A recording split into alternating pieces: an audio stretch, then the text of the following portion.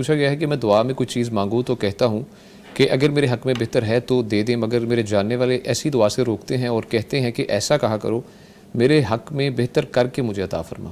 کیا یہ کہنا درست ہے؟ جی، اس سوال کے دو پہلو ہیں. ایک تو یہ کہ کیا اللہ تعالیٰ سے یہ عرض کی جا سکتی ہے، یعنی اس انداز سے التجا کی جا سکتی ہے کہ اگر تو چاہے. ہاں ٹھیک ہے، اس سے نبی صلی اللہ علیہ وسلم نے روکا بھی ہے.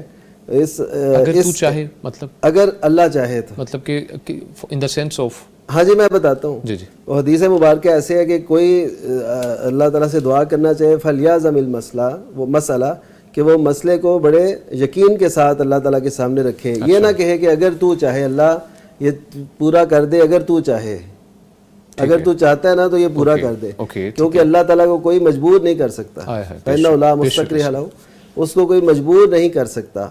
اب یہ جو صورت پوچھی گئی ہے یہ ایک دوسری صورت ہے.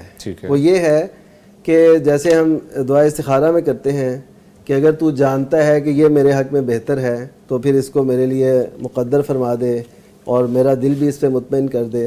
تو یہ اس صورت کی یہ دعا ہے. تو یہ کرنا تو ٹھیک ہے کہ بندہ کہے کہ یا اللہ اگر یہ میرے حق میں بہتر ہے تو یہ کر دے. وہ یہ نہیں کہہ رہا کہ اگر تو چاہتا ہے، وہ کہتا ہے اگر میرے حق میں بہتر ہے تو ایسا ہو جائے. تو یہ ٹھیک ہے، ان کا دعا کرنا یہ ٹھیک ہے. لیکن اس سے بھی بہتر صورت جو انہوں نے ان کے عزیزوں نے کہی کہ یا اللہ یہ میرے حق میں بہتر کر کے مجھے عطا کر دے، یہ اس سے بھی بڑی اعلیٰ صورت ہے کہ بندہ کہے کہ جو چیز میں چاہ رہا ہوں وہ مجھے مل جائے. لیکن اس کے پیچھے یہ ذہن رکھنا بہت ضروری ہے کہ اگر بندے کی وہ دعا قبول نہیں ہوئی جو وہ مانگ رہا، چاہے اس کو عرصہ لگ گیا ہے، تو وہ اللہ تعالیٰ کے بارے میں کبھی بدگمان نہیں ہوگا.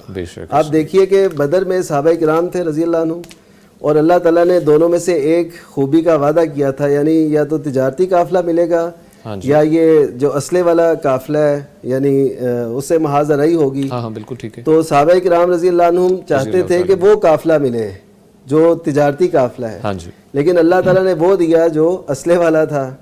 اس سے مڑ بھیڑ ہوئی، جنگ ہوئی، اور یہ جنگ تاریخ اسلام کی شاندار جنگ بن گئی. اور ان کو جو اعزاز ملا ان کے تصور میں بھی نہیں تھا، جو اس قافلے کو لے کے تجارتی قافلے کو لے کے نہیں مل سکتا تھا. اس وجہ سے اللہ تعالیٰ کی رضا پہ راضی رہنا اور اس کی تقسیم پہ اور اس کے فیصلوں پہ یہ ہم پہ لازم ہے، اور اللہ تعالیٰ کے فیصلے یقیناً ہمارے حق میں بہتر ہی ہوتے ہیں. اچھا، یہ جو دوسری دعائیں خاص طور پر جوڑے کرتے ہیں جنہوں نے شادی کرنی ہو، وہ کہتے ہیں اللہ جی، وہ کئی دفعہ ہوتا ہے نا، مفتیان سے پوچھتے ہیں جی میں وہاں پر رشتہ کرنا چاہ رہا ہوں لیکن ہوا نہیں ہے کسی وجہ سے، تو اس صورت میں خاص طور پہ لڑکے یا لڑکیاں وہ یہ کرتی ہیں کہ اللہ اگر نہیں بھی اچھا نہ اس کو میرے لیے اچھا کر کے میرے نصیب میں لکھ دے اور ہماری شادی کے لیے رستے کھل جائیں. تو کیا اس صورت میں تو ٹھیک ہے؟ جی، یہ ایسے کہنا کوئی حرج نہیں ہے اس میں کہ اللہ تعالیٰ اس کو میرے حق میں، ظاہر ہے اللہ تعالیٰ سے تو ایسے یقین ہی سے مانگنا چاہیے، بے شک ایسے کہ اس کو میرے حق میں کر دے. جس کو انسان چاہتا ہے اور جس کی چاہت ہے وہ اسے مانگ سکتا ہے، تو مانگے اور یقین سے مانگے. باقی یہ ہے کہ اس کے بعد اگر نہیں ہو سکا تو اب اللہ تعالیٰ سے بدگمان نہ ہو.